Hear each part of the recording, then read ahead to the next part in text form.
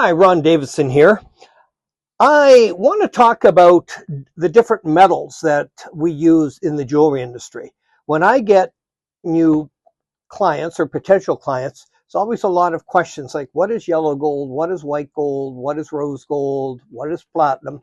What are the differences between them? Now, a lot of people think there is white gold and yellow gold, but in reality, there's only yellow gold. Pure gold is pure yellow. And it's measured in carats. So pure gold is 24 carats. Now it gets a little confusing because it's a fractional measurement. So if you have 18 carat, it means it's 18/24 gold, which is 75% gold and 25% alloy.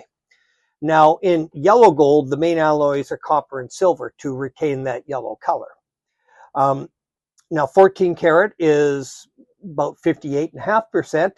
And then there's 10 carat, and it's less than, I should have been prepared, but I think it's around 33 or 35% gold, and the rest is alloy. So the yellow golds have silver and copper mixed with the pure gold to retain the yellow color. With rose gold, the primary metal that we use to make it rose colored is copper, because copper is a reddish color. With the rose gold, you'll find that 18 karat is it's a subtle rose gold or red because you haven't put that much copper in. And as you go to 14 karat and 10 karat, because you're adding so much more copper, it's a richer, deeper red. White gold, there's all kinds of alloys we put in to make it white. There's nickel, there's palladium, sometimes zinc is used. And what you're trying to do is put these white metals in to overpower the yellow of the pure 24 karat yellow gold. And in reality, you can never make it as pure white as, let's say, silver or platinum, which are both pure white metals, but you can get close. But if you look, there's a little bit of a yellowish tinge. And that's why when you go to most stores, probably 95% of stores, all their white gold rings are rhodium plated. So people say, oh, I've seen this incredibly white gold. Well, you're actually not seeing the white gold. The white gold is underneath the rhodium plating. And rhodium is a pure white metal. Now, the only problem with the rhodium plating is over time, the plating does wear off, especially on a ring. So if you want to keep that pure white color, you have to keep replating it every year or two, which isn't the end of the world, but there's a cost involved. Then we move into platinum. Now, platinum is a pure white metal. In order to stamp it as platinum, legally, it has to be 95% platinum. And we use 5% ruthenium in our blend, which is the same that Tiffany uses and Cartier and, the luxury houses. Now, with platinum, it's about 35% heavier than gold. It all depends on if you're comparing it to 18 or 14 karat gold. So it's a very, very heavy metal. And a lot of people think platinum is a very strong, hard metal because it's durable.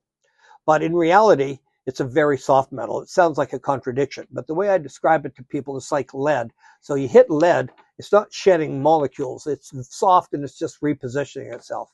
That's platinum.